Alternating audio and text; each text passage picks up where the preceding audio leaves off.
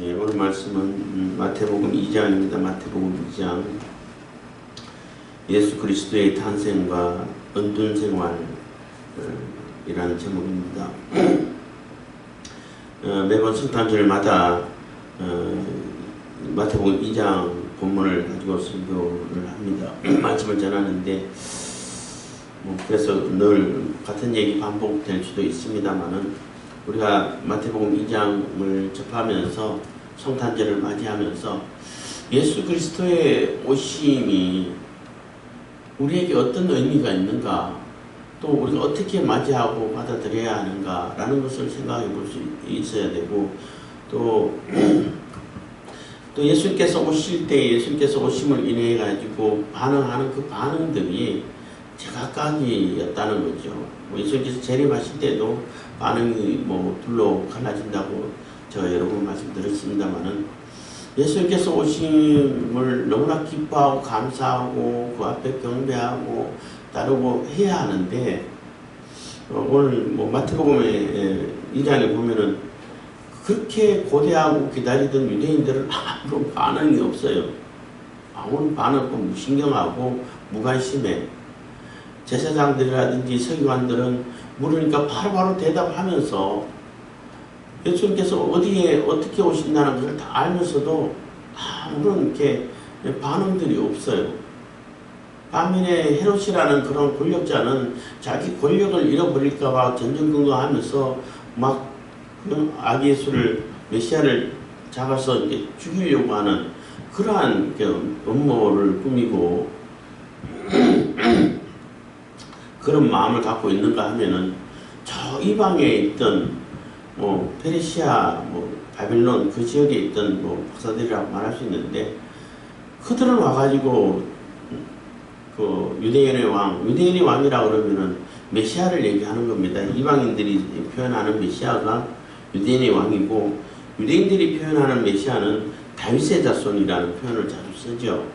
그래서 이방인들은 이렇게 경배하는데 진정 그렇게 고대하고 기다리던 유대인들은 아무런 반응이 없고, 권력자는 세상 권력도 마찬가지입니다만은 그 메시아를 이렇게 거부하고 죽이려고 하고 이런 모습을 보는 것이고, 또 한 가지 우리가 그 별의 인도함을 받아서 경배하러 오다가 끝까지 그 성령의 인도함을 받고 성령께서 하나님께서 어디를 가르치는지를 보는 그 집중력이 중요한 것인데, 잘 인도받아 오다가 마지막에 자기 생각에 일반 상식을 기초로 해서 자기 생각에 예루살렘에 왕이 나니까 예루살렘에 찾아 들어가 가지고 얘기해서 괜히 많은 사람들에게 이렇게 어려움을 주고 많은 아기들이 학살당하는 그러한 결과를 맞이했다는 거예요. 그래서 하나님의 인도함을 받을 때에 우리가 끝까지 이렇게 잘 말씀대로 따르는 것이 좋고, 그래서 결국 나중에 그 경배를 하고 돌아갈 때에도 하나님께서 지시하신 대로 에롯에게 들리지 않고 바로 딴 길로 가버리는 그러한 순종함을 보는 것입니다. 그리고 예수님께서 애국으로 피신했다가 돌아와서 사실 때에도 마리아와 요셉과 마리아는 베들레헴에서 살려고 했던 것 같아요. 그런데 거기에 또 무시무시한 사람이 헤롯의 아들이 아주 포악하고 또 이렇게 잔인한 것으로 소문난 그러한 아들이 이렇게 왕노릇 한다고 하니까 그냥 자기가 살던 동네 나사렛으로 가서 살았어요. 나사렛이라는 동네가 워낙 이렇게 아무런 관심을 못 받고 사람들이 무시를 하고 멸시받는 그런 동네이다 보니까 예수님께서 거기에서 사시기가 가장 안전하고 좋은 곳이라고 볼 수 있는 거죠. 만약에 베들레헴에 계속 살았다면은 무슨 일이 있었을지도 모르겠고, 그냥 그곳에서 온전하게 이렇게 성장할 수 있었을까라고 생각되는 것입니다. 그래서 성탄절을 맞이하면서 늘 이 본문을 이제 같이 은혜를 나누고 있는데 그러한 말씀의 의미를 생각하시면서 같이 읽어가겠습니다. 2장 1절입니다.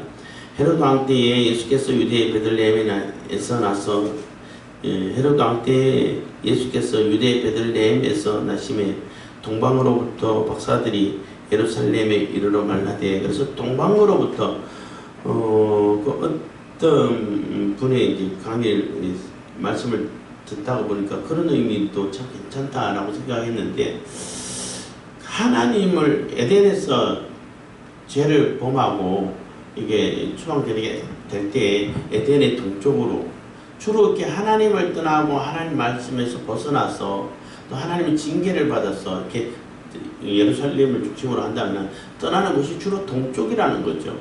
뭐 바벨론으로 포로로 잡히는 것도 동쪽이고, 항상 동쪽으로 하나님을 떠나고 하나님 징계 받아서 이렇게 심판 받아서 이렇게 끌려가고 이렇게 했는데, 그 떠나갔던 그 동쪽에서 다시 하나님께 경배하러 오는 그러한 모습을 우리가 찾아올 수 있다라는 얘기를 듣고 그것도 참 의미 있는 말씀이다라고 생각한 것입니다. 그래서 동방으로부터 해서 그 동방은 어딜까?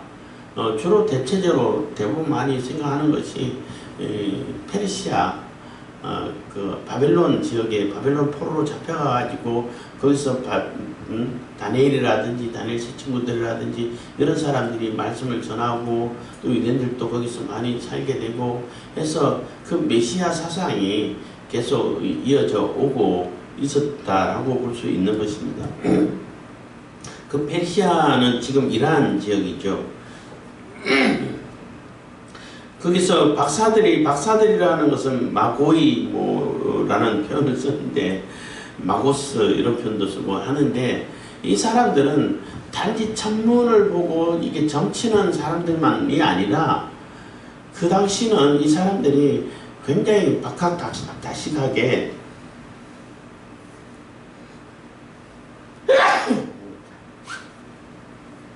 정책에 굉장히 또 이렇게 영향력을 끼치는 사람들인 거예요. 그래서 나라의 그 정책을 결정할 때도 또 참고를 하고 또 조언을 하고 또 어떻게 될지 또 별을 관찰하면서도 미래도 나름대로 또 이렇게 예측을 하고 많은 사람들에게 또 이렇게 가르침도 주고 하고 하는 게 굉장히 여러 방면에서 지식을 갖고 있는 그러한 사람들이라, 천문학은 물론 당연히 하고 점성술이라고 그러죠. 그런 사람들이라고 볼 수 있습니다. 그래서 그 사람들이 별을 관찰하다가 특별한 별을 발견한 거예요. 그러니까 별이 생겼다고 볼 수 있는 거죠. 그래서 이 2절 읽고 하겠습니다. 유대인의 왕으로 나신 이가 어디 계시뇨? 동방에서 그의 별을 보고 그에게 경배하러 왔노라 하니, 그래서 그 별을 보고 왔다고 했는데 그 별을 이렇게 자연현상에서 무슨 언제 있었던 헬리해성이다 뭐다 이렇게 얘기하는데 꼭 그렇게 표현을 할 필요는 없어요. 그리고 별이 인도했다 그랬잖아요. 별이 이렇게 어디로 갈지 방향을 제시하고 계속 내 앞에서 갔다고 했는데, 저 높은 하늘에 있는 그러한 별 같으면은 그 인도함을 정확하게 알 수 있을까? 그 움직임이 거의 미미할 텐데, 멀리 가도. 그렇잖아요. 그 얘기는 별로 높지 않은 가까운 데서 요즘 말로 하면 이렇게 등불 같은 그런 모습의 별이라고 볼 수 있는데, 그래야 인도가 되고 어떤 방향을 제시할 수 있을 것 같은데 어쨌든 별을 보고 왔다는 것입니다. 그래서 예루살렘에 이르러 말하되 했다는 것이 중요한 거예요. 그래서 별을 발견하고 갈 때에는 이 별은 하나님께서 인도하는 별이기 때문에 베들레헴으로 향했겠죠. 베들레헴하고 예루살렘이 별로 멀지 않는 곳에 있었기 때문에 베들레헴으로 향해서 가고 인도를 하고 있는데, 가까이 와가지고는 예루살렘으로 빠져나가 버렸단 말이에요. 박사들이 예루살렘에 왕궁이 있으니까 거기서 왕이 태어나는 거지 어디서 태어나겠어요, 일반 상식으로는. 그래서 마지막까지 끝까지 별에 집중하지 않고 예루살렘 근처에 와가지고는 자기들이 예루살렘으로 빠져나가 버린 거죠. 별이 없어진 것이 아니라. 그래서 다시 이제 예루살렘 왕궁에서 나왔을 때에 그 베들레헴으로 갈 방향을 잡았다가 박사들이 딴 데로 가버리니까 다시 박사들 앞에 그 별이 나타났겠지요. 다시 그래갖고 베들레헴으로 인도했다고 볼 수 있는 겁니다. 유대인의 왕으로 나신 이가 어디뇨? 그래서 헤롯 왕이 다스릴 때에 그 왕궁에 들어와가지고 유대인의 왕으로 나신 이가 어디 계시뇨? 라고 질문한 거예요. 이게 뭐 그냥 당연한 질문인 것 같은데 그 헤롯 왕에게 있어서는 너무나 충격적인 질문인 거예요. 헤롯 왕이 뭐 늘 말씀드려서 아시겠습니다만은 굉장히 포악한 사람이고 권력욕에 너무나 집착이 강해. 그래서 자기가 아무런 죄도 없고 반역할 뭐 아무런 생각도 않고 있던 그러한 자기가 그래도 가장 아끼던 그 아내랑 두 아들을 죽여버렸어요. 물론 삼촌도 죽이고 권력에 대항되겠다라고 여겨지는 사람, 실제적으로 그런 행동하지 않음에도 불구하고 그렇게 생각되는 사람들은 다 죽였어요. 자기가 영원히 있을 것처럼 생각해야 했지만은 결국은 예수님 태어나신 그 해에 자기도 죽었어요. 죽었는데 뭐 전하는 그 요세푸스인가 그 사람이 적은 글에 보면은 그냥 배에 창자가 썩고 그냥 배에 벌레가 생겨서 자막이 죽었다 뭐 이런 얘기도 있다고 하는데 하여튼 그 권력욕에 그렇게 집착력이 강한 그 사람에게 유대인의 왕으로 나시니까 어디뇨? 라고 물으면은 안 그래도 컴플렉스가 있어요. 헤롯은 유대인이 아니잖아. 이둠의 사람이잖아. 에돔 사람이에요. 이둠의 그러니까 에돔 사람인데 유대 왕이긴 한데 유대인의 왕은 아니야. 그렇잖아요. 굳이 따지자면은. 근데 유대 왕이 아니라 유대인의 왕, 진짜 왕이 어디냐고 물으니까 얼마나 놀라고 막 눈깔이 뒤집힌다 그래야 되나요? 그런 충격을 받았다는 거죠. 그래서 우리가 동방에서 그의 별을 보고 그에게 경배하러 왔다. 경배해야 된다는 거죠. 경배하러 왔다는 겁니다. 3절 헤롯 왕과 온 예루살렘이 듣고 소동한지는 그래서 막 난리 났다는 거죠. 소동했다는 거죠. 박사들은 잘 이해를 못하겠지만은 그 크게 복거로 떠들면서 소동하지는 않았겠죠. 속으로 막 분주하게 막 이렇게 소동을 피웠다는 것입니다. 그래서 예수 그리스도가 오신 것이 소동할 일인가? 아니죠. 반겨 맞아야 하고 기쁘게 맞이하고 감격해야 할 일인데 기쁨의 좋은 소식인데 근데 사람들은 소동한다는 거죠.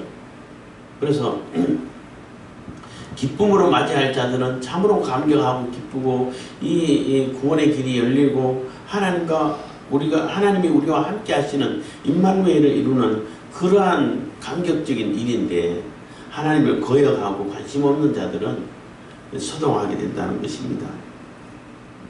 4절입니다. 왕이 모든 대제사장과 백성의 서기관들을 모아 그리스도가 어디서 나겠느냐 물으니 그래서 왕이 모든 대제사장과 모든 제사장도 포함된다고 볼 수 있는 것이고 또 이 당시에는 로마가 권력을 잡고 있기 때문에 식민지다 보니까 대제사장을 로마에서 임명을 해.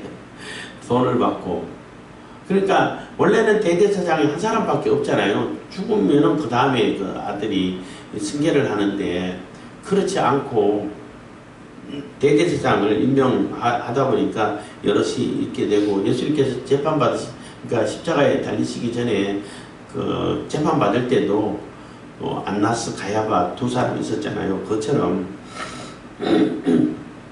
대제사장이 여러 명 있었다는 겁니다.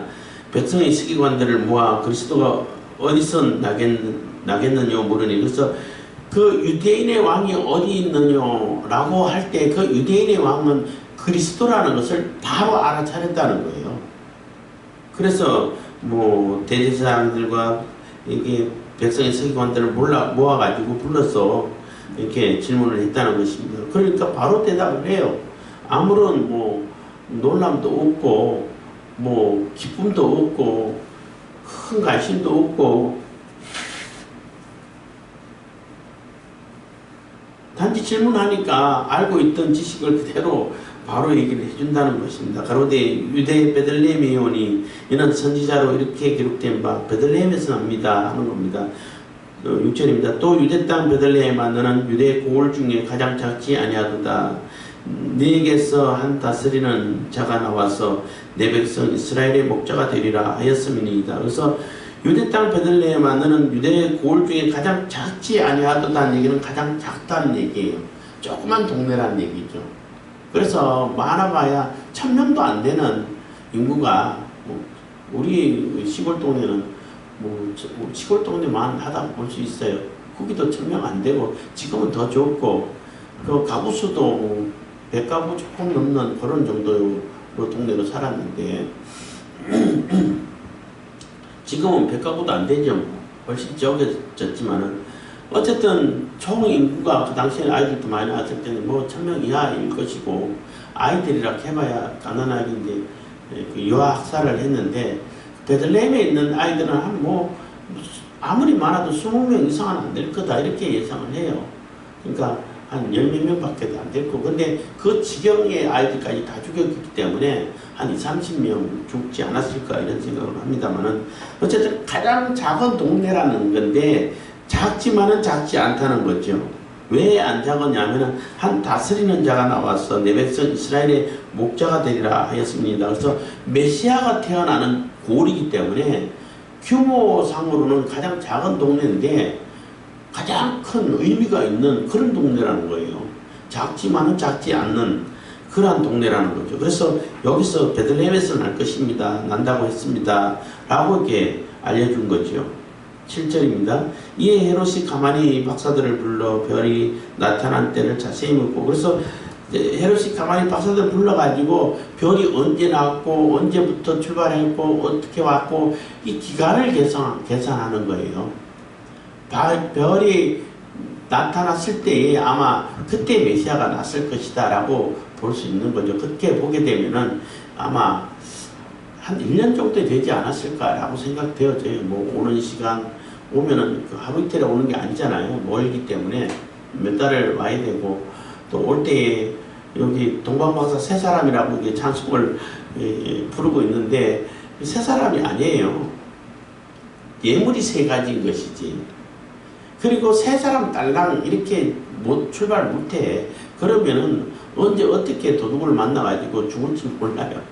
그런 위험한 여행이기 때문에 한 수행원도 있고 하기 때문에 한 20-30명 오지 않았을까 이런 생각 들어요. 물론 박사들은 세 사람일 수도 있겠지만은 그 수행원까지 다 하면은 20-30명 아니면 30-40명 이렇게 왔다고 볼 수 있는 겁니다. 그래서 그들을 불러가지고 별이 언제 나타났는지 자세히 묻고 어떻게 왔는지 소상히 물어봤다는 것입니다. 물어보고 들었다는 얘기인 것입니다. 그래서 다 묻고 나서 여기가 아니야 베들레헴이야 라고 알려주는 거예요. 8절 베들레헴으로 보내며 이르되 가서 아기에 대하여 자세히 알아보고 찾거든 내게 구하여 나도 가서 그에게 경배하게 하라 해서 그 얼마나 가정스러워요. 경배하기 위해서 자기도 경배하겠대. 똑같이 너희들하고 똑같은 마음이야 이렇게 속이는데 죽이려고 하는 거잖아요. 그러니까 세상 권력들은 겉으로는 하는 채 하고 이런 채 하고 속인다는 거예요. 그런데 넘어가면 안 되죠. 뭐 정치 상황을 봐도 그렇고 행동하는 걸 보면은 너무나 많이 속이죠. 그렇지만 진짜 의도는 그 죽이려고 하는 의도라는 겁니다. 가정스러운 모습이죠. 근데 하나님은 다 알아보시죠. 그래서 경건을 이익의 재료로 삼는 사람들은 하나님께서 다 보고 다 심판하신다는 것입니다. 9절입니다. 박사들이 왕의 말을 듣고 갈새 동방에서 보던 그 별이 문득 앞서 인도하여 가다가 아기 있는 곳 위에 머물러 섰는지라. 그래서 그때 다시 별을 이렇게 발견하고, 별이 그 베들레헴으로 방향을 잡고 가다가 박사들이 예루살렘으로 쭉 빠져나가 버리니까 별도 다시 유턴해가지고 다시 베들레헴으로 왔겠죠. 아니, 예루살렘으로 다시 왔다라고 볼 수 있는 거고, 어쨌든 다시 발견했다는 것입니다. 10절, 저희가 별을 보고 가장 크게 기뻐하고 기뻐하더라. 그때서야 우리가 끝까지 별의 인도함을 못 받았구나, 별을 보고 진짜 갈 곳을 찾았구나 하고 다시 기쁨을 찾았다는 것입니다. 그래서 메시아를 만날 수 있는, 메시아 예수 그리스도께로 온전히 인도함을 받아가지고 만날 수 있는 길이 열렸다는 거죠. 11절, 집에 들어가 아기와 그 모친 마리아에 함께 있는 것을 보고 엎드려 아기께 경배하고 보배함을 열어 황금과 유향과 모략을 예물로 드리니라. 그래서 집에 이르러, 집에 들어가 해서 마구간이 아니라는 거죠. 집이라는 거죠. 정상적인 집이에요. 그래서 이미 이때는 마리아와 요셉이 물론 그 호적 다 끝나고 새로 이제 집을 다시 이제 얻어서 거기서 정상적인 뭐 난지 8일 만에 할례도 행하고, 또 예루살렘에 올라가서 성전에 올라가가지고 정결 예식도 하고, 이런 과정을 다 이미 끝낸 상태라고 볼 수 있는 거예요. 그래서 집에서 이렇게 머물러 있고, 또 메시아가 베들레헴에 태어난다라고 했기 때문에 이 그 요셉과 마리아는 베들레헴에 살아야겠다 이런 생각도 한 것처럼 보여요. 그랬던 것 같아. 그래서 집에서 이제 머물러 있었고, 그때 이제 박사들의 예방을 받고, 박사들은 아기와 그 모친 마리아에 함께 있는 것을 보고 엎드려 아기께 경배했다는 거죠. 아기께 경배했기 때문에 마리아에게 경배한 것이 아닙니다. 그래서 마리아에게 숭배하면 안 되죠. 마리아가 굉장히 존귀한 자고 정말 큰 일을 한 것은 맞아요. 메시아를 이 땅에 탄생하기 위해서 그 자궁을 빌려주고 헌신한 그러한, 우리가 존경해야 할 그 사람은 맞아요. 존경해야지, 정말 훌륭하고 본받고 존경해야지 숭배하면 안 되는 거예요. 그래서 어제 말씀드렸던 것처럼 마리아의 유전자도 예수님께 포함되지 않았어요. 영향 미치지 않고, 요셉의 뭐 유전자는 당연하고, 그렇기 때문에 인간의 혈통이 아니라는 것을 말할 수 있는 것입니다. 그래서 대리모 개념을 생각하게 되면 쉽게 이해할 수 있다는 것을 말씀드렸습니다. 그래서 대리모 개념을 생각하게 되면 굳이 마리아의 유전자가 들어가지 않았기 때문에 마리아를 뭐 무소리다, 뭐 성천설이다, 마리아가 뭐 그대로 동정녀로 있었다, 이런 얘기 안 해도 된다는 얘기인 것입니다. 보배합을 열어서 황금과 유황과 모략 예물을 드렸다 해서 이 예물의 뭐 의미가 뭐냐 해서 황금은 뭐 왕권을 얘기하고, 유황은 뭐 신성을 얘기하고, 선지자를 얘기하고, 신성을 얘기하고, 모략은 제사장을 얘기하고, 또 죽음을 얘기하고, 예수님의 대속 사업을 얘기하고, 이렇게 뭐 의미를 부여합니다. 12절, 꿈에 헤롯에게로 돌아가지 말라 지시하심을 받아 다른 길로 고국에 돌아가니라. 그래서 왔던 길로 안 가고 헤롯에게 안 갔다는 거예요. 그래서 박사들은 끝까지 이제 뭐 잠깐 중간에 실수는 했겠지만은 끝까지 별의 인도함을 받아서 아기를 발견했고, 아기 예수께 경배했고, 그리고 마지막 순간까지 이제는 하나님의 인도함과 지시함을 받아가지고 그 하나님 말씀대로 움직였다라는 것을 볼 수 있는 것입니다. 13절, 저희가 떠난 후에 뒤에 찾아가 요셉에게 현몽하여 가로되 헤롯이 아기를 찾아 죽이려 하니 일어나 아기와 그의 모친을 데리고 애굽으로 피하여 내가 네게 이르기까지 거기 있으라 하시니. 그래서 애굽으로 급하게 피하라는 거예요. 그러니까 동방 박사들이 방문해가지고, 일행들이 방문해가지고 경배하고 하는 그 기간이 얼마나 걸렸겠어요? 아무리 길어도 일주일 정도밖에 안 걸리겠죠. 한 2, 3일 걸렸다고 볼 수 있는 거고, 오래 있을 수도 없고, 그렇기 때문에 예루살렘에서 베들레헴으로 가고 하는 그 기간이 길어봐야 일주일 정도밖에 안 될 거라고 생각할 수 있는 거죠. 일주일 정도밖에. 어쨌든 떠나가버리고, 헤롯은 일주일보다 더 기다렸을 수도 있고, 도대체 뭐가 이렇게 길어져 하고 계속 기다렸을 수도 있는 거죠. 그래도 한 달 이상은 안 기다렸겠죠. 저거 그렇게 해봐야 한 2, 3일, 길어봐야 일주일 정도 될 테니까 한 일주일, 2주 정도 기다렸다가 이 사람들이 쏘갖고는 딴 데로 도망갔구나 이렇게 생각했을 수도 있다는 거죠. 그래서 박사들이 갖고 나서 바로 이렇게 죽이려고 하니까 피해라 하고 지시를 해줬다는 것입니다. 요셉이 일어나 밤에 아기와 그의 모친을 데리고 애국으로 떠나가 헤롯이 죽기까지 거기 있었으니 이는 주께서 선지자로 말씀하신 바 애굽에서 내 아들을 불렀다 함을 이루려 하심이니라. 그래서 예수님께서 애굽으로 피해가지고 거기 머물렀다가 다시 예루살렘 가나안 땅 이스라엘 땅으로 들어오고 그리고 나사렛에서 자랐습니다마는 들어오는 것이 이스라엘 백성들이 요셉이 애굽의 총리로 있을 때에 다 이주했잖아요. 이주하고 거기서 430년간 있다가 출애굽한 그 사건하고 예수님 그 애굽에 피신했다가 다시 온 거하고 같은 의미로 둔다는 거예요. 그래서 이스라엘 백성들이 애굽에 이주에 들어갔다가 거기서 머물러 있다가 출애굽한 것이 예수님께서 애굽으로 피신했다가 다시 이렇게 그 가나안 땅으로 유대 땅으로 들어오는 그러한 것을 상징해 주고 있다라고 마태는 해석을 하고 있는 것입니다. 17절 이에 선지자 예레미야로 말씀하신 바 라마에서 16절입니다. 이에 헤롯이 박사들에게 속은 줄을 알고 자기가 박사들을 속이려고 한 거지 박사들이 헤롯을 속였죠. 안 속였지. 그냥 말 안 하고 그냥 가버린 거죠.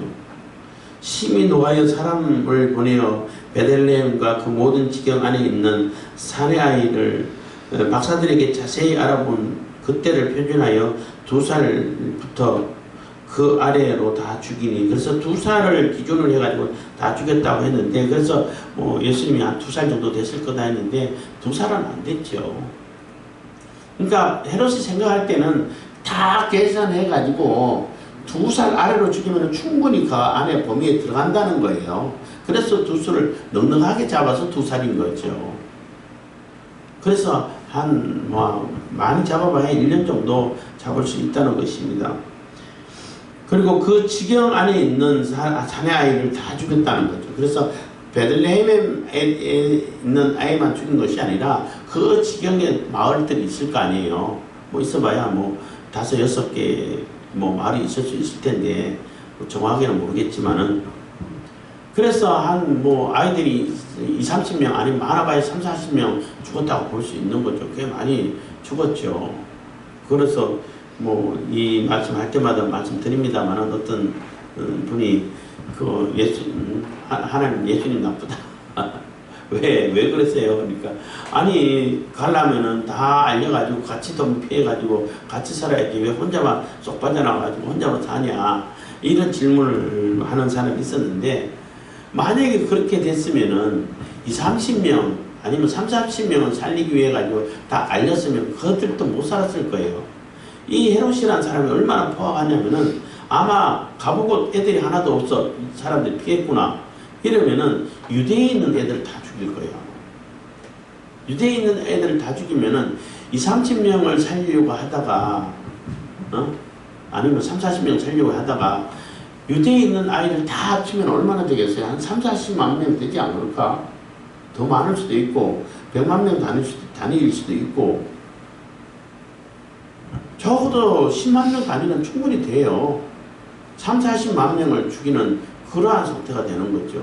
그럼 어마어마한 피해를 낼 텐데 어쩔 수 없이 마음 아프지만은 혼자 속 빠져나가는 것이 그래도 그나마 피해를 줄이는 것이라고 말할 수 있는 것입니다. 그리고 18절, 17절, 18절 이에 선지자 예레미야로 말씀하신 바 라마에서 슬퍼하며 크게 통곡하는 소리가 들리니 라헬이 그 자식을 위하여 애국하는 것이라 그가 자식이 없으므로 위로받기를 거절하였도다. 그래서 이 아이들을 잃고 통곡하는 그 통곡 소리가 예레미야 선지자로 예언된 것이 그대로 실현되었다라고 볼 수 있는데, 예레미야는 그 라헬의 무덤이 있는 그 지역에서 라헬이 그 자식이 없어서 애곡하고 또 슬퍼하고 했잖아요. 근데 베냐민을 낳다가 노중에서 죽게 되고 거기 묻혔는데, 예레미야가 이렇게 예언할 때는 그 바벨론 포로로 잡혀갈 때 많은 사람들이 죽었잖아요. 전쟁으로 인해 가지고 죽고 포로로 잡혀갈 때 그 슬픈 마음이 라헬의 심정과 같다 하면서 예언한 것이거든요. 그래서 많은 사람들이 죽었기 때문에 자식이 죽어버렸기 때문에 더 이상 자식이 없잖아요. 그래서 위로받기를 거절했다는 얘기는 무슨 말로 위로를 해도 위로가 안 된다는 얘기예요. 인간적인 말로, 인간적인 그런 방법으로 위로를 해가지고는 위로가 안 돼요. 어떻게 위로가 되겠어요? 하나님이 위로하셔야 위로가 된다는 것입니다. 그래서 그 일이 예수님 당시에도 그대로 이루어졌다라고 말할 수 있는 것이고, 모세가 태어났을 때 그 바로가 요학살을 했잖아요. 지시를 하고 했는데 그때하고도 이렇게 서로 이렇게 겹쳐지고 있다는 것입니다. 의미가.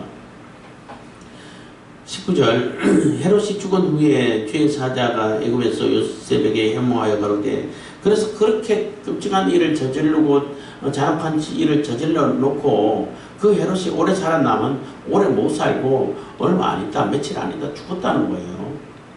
뭐 며칠이 있었는지 몇 달이 있었는지는 정확히 모르겠지만은 별로 길지 않은 시간에 결국 죽어버렸다는 겁니다. 그래서 헤롯이 죽은 후에 주의 사자가 애굽에서 요셉에게 현몽하여 가로되, 일어나 아기와 그 모친을 데리고 이스라엘 땅으로 가라. 아기의 목숨을 찾던 자들이 죽었느니라 하시니, 그래서 하나님의 명령을 받고 지시하심 받고 이렇게 또 이렇게 유대 땅으로 이스라엘 땅으로 다시 돌아왔다는 것입니다. 21절 요셉이 일어나 아기와 그 모친을 데리고 이스라엘 땅으로 돌아오니라. 22절 그러나 아켈라오가 그 부친 헤롯을 이어 유대 임금됨을 듣고 거기로 가기를 무서워하더니 꿈에 지시하심을 받아 갈릴리 지방으로 떠나가. 그래서 또 요셉과 마리아가 베들레헴으로 가려고, 유대 땅 베들레헴으로 가려고 했다가 이 아켈라오라는 이 그 헤롯의 아들이 이렇게 유대 지역의 왕이 됐다는 것을 듣고 도저히 무서워서 못 간다 할 때 다시 하나님께 지시해서 갈릴리 지방으로 이렇게 나사렛 땅으로 인도를 했다는 것이 지시를 했다는 거예요.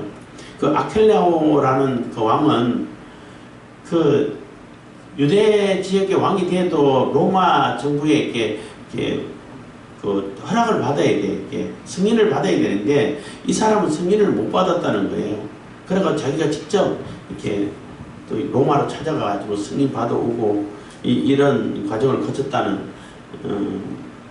왕이고, 예수님 비유에도 그런 비슷한 비유가 있잖아요. 그래서 와가지고 왕위를 물려받기를 거절하고 반대했던 사람들 다 처형하고 다 죽이고 뭐 이런 일을 한 그 왕인 것입니다. 23절 나사렛이란 동네에 와서 사니 이는 선지자로 하신 말씀에 나사렛 사람이라 칭하리라 하심을 이루려 함이니라. 그래서 나사렛이란 동네에 와가지고 살았는데 이 나사렛 동네는 아까도 얘기했지만은 굉장히 이렇게 사람들에게 관심 밖에 있는 동네예요. 그러니까 나사렛이라면 아유 거기 무슨 촌놈이 거기서 무슨 일을 한다고 아무런 관심이 없어요. 그리고 멸시하고 무시하는 동네가 되는 거예요. 여기서 선지자로 하신 말씀이 있는데 앞에 나오는 뭐 예레미야 선지자로 이렇게 얘기할 때는 다 단수를 썼어요. 근데 여기서는 복수야. 그러니까 선지자들이 예언했다는 거예요. 그러니까 여러 선지자가 뭐 최소한 2명 이상의 선지자들이 이 나사렛 사람이라고 칭하리라 이렇게 예언했다고 하는데 실질적으로 나사렛 사람이라고 칭한다 이런 예언은 없어요. 근데 많은 사람들이 예언했다는 얘기는 선지자들이 여러 선지자들이 이렇게 예언했다는 얘기는 예수님께서 볼품도 없고 모양도 없고 천대받고 멸시받고 무시당하고 하는 사람으로 여김을 받을 거다라는 그러한 예언은 여러 곳에 있죠. 그 의미라는 거예요. 그래서 심지어는 그 예수님의 제자 나다나엘도 그 나사렛 예수라고 하니까 나사렛에서 무슨 선한 것이 날 수 있냐 하고 이렇게 코웃음 쳤던 그런 동네라는 거죠. 그렇기 때문에 왜 하나님께서는 나사렛 동네에 예수님을 이렇게 자라게 하셨냐라고 생각하면 아까 말씀드렸던 것처럼 거기가 가장 안전해요. 메시아라는 것을 인식이 들어있으면은 예수는 메시아가 낫다고 했는데 근데 헤롯이 애들 다 죽여서 다 죽었는가? 이렇게 생각하다가도 죽은 줄 알았던데 아무래도 이렇게 눈에 띌 거 아니에요. 예수님이 자라면 12살 때부터 눈에 띄었는데 그래서 동마복음이라든지 이런 데 보면은 예수님이 죽었던 빌리를 살리고 이런 이적을 어릴 때부터 많이 행하고 그런 모습이 있다고 그러는데 진짜인지는 모르겠지만은 어쨌든 눈에 띌 거란 말이에요. 그럼 베들레헴에서 살 수 있을까? 못 살 것 같아.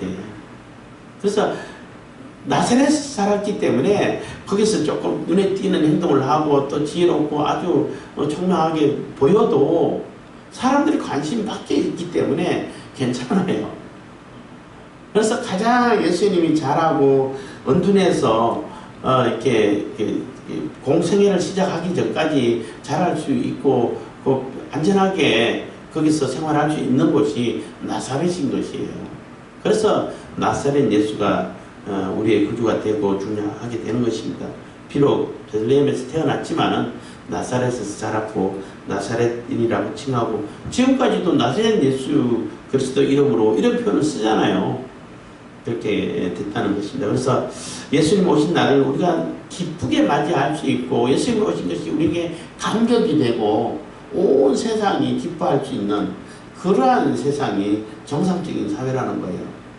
또 예수님 오심에 대해서 관심 없고 그걸 이용해가지고 상업, 자기 어떤 탐욕을 채우려고 하고 권력을 휘두르려고 하고 그런 자들은 자꾸 예수님을 지우려고 하겠죠.